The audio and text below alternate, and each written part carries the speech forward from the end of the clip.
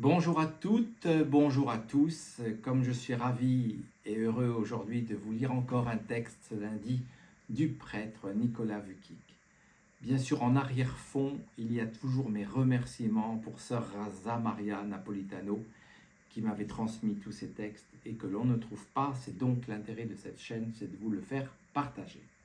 Aujourd'hui, on va parler de la miséricorde vis-à-vis de soi-même, du pardon vis-à-vis de soi-même. On pourrait aussi évoquer le pardon en général. C'est une chose très, comment je dirais, pas complexe. C'est toujours compliqué quand on ne sait pas. Et puis quand on sait, ben, c'est pas compliqué. Et c'est pour tout pareil en fait. Bien sûr que quand on vous fait quelque chose de terrible, je pense pour certaines personnes, on tue leurs enfants. Il n'y a pas pire que ça dans la vie. Quand on vous fait des vilaineries, des choses qui sont pas bien, la blessure elle reste. Ça c'est sûr. On n'oubliera pas. Ça c'est sûr. Alors, est-ce qu'on peut pardonner?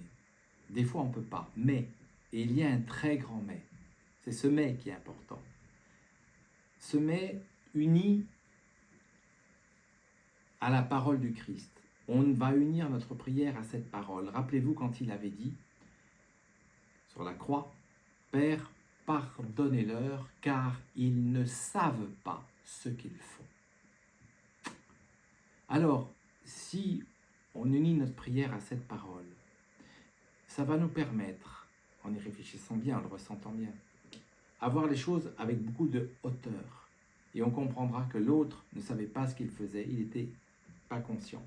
Mais nous, quand on prend de la hauteur, on a une vision d'ensemble, on voit comment fonctionnent les rouages. Alors, dans l'idéal, celui qui nous a fait du mal, on pourrait même lui vouloir du bien, pas facile, mais au moins ne pas lui en vouloir du mal. Il faut réfléchir à tout ça et s'unir à cette merveilleuse parole, et c'est ce grand mais qui est important.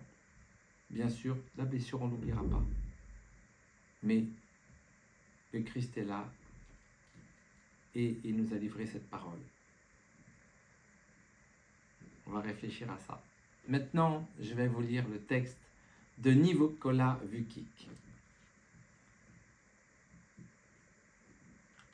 Ceux qui cheminent dans la foi commettent parfois des péchés et se sentent coupables. Ils réalisent qu'ils ne sont pas aussi forts qu'ils le pensaient et leur orgueil les ronge. Pourtant, s'ils étaient plus humbles, ils accepteraient leur condition de pauvres pécheurs, toujours en quête de la miséricorde du Père. La culpabilité est comme un ver qui ronge l'âme, c'est un parasite. C'est une tentation subtile qui mine la sérénité. C'est une manipulation subtile du diable pour entraver votre chemin vers Dieu. Et elle devient un fond collant et négatif dont vous ne pouvez plus vous libérer. Ne cédez pas au découragement et à la tristesse. Ne tombez pas dans ce piège mortel. Ce sentiment de culpabilité doit être maîtrisé, sinon il pénètre au plus profond de l'âme, rongeant votre paix et votre joie.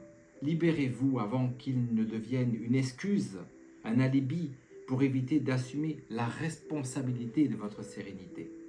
Il est naturel pour une personne spirituelle comme vous de se sentir mal à l'aise après avoir commis un péché, mais vous ne devriez pas vous charger de la croix. Ce serait un signe de manque de foi en la miséricorde. Vous êtes né pour être heureux, pas pour vous culpabiliser. Soyez responsable. La responsabilité vous donne du pouvoir, tandis que la culpabilité vous l'enlève.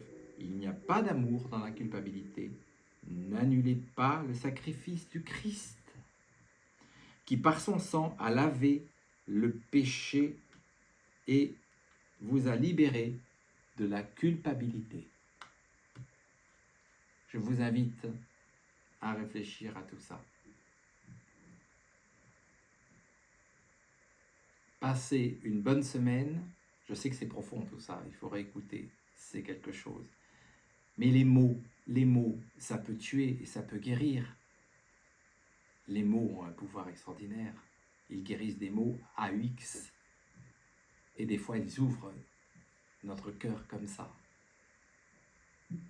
Et je finirai toujours par cette merveilleuse phrase que m'avait dit Sœur Rosa Maria, rappelez-vous, l'événement, c'est Dieu. Passez une bonne semaine. Au revoir.